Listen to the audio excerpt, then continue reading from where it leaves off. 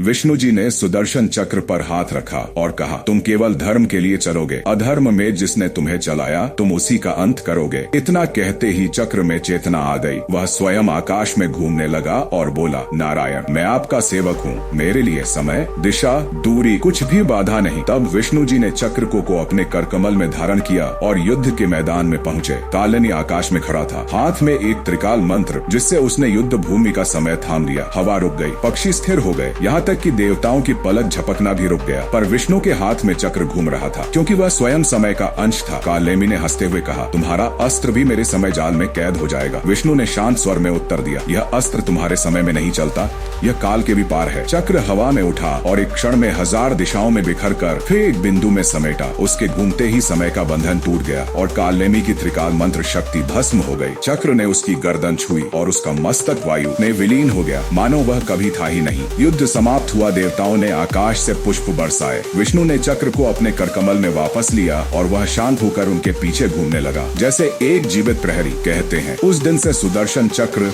काल भेदी कहलाया।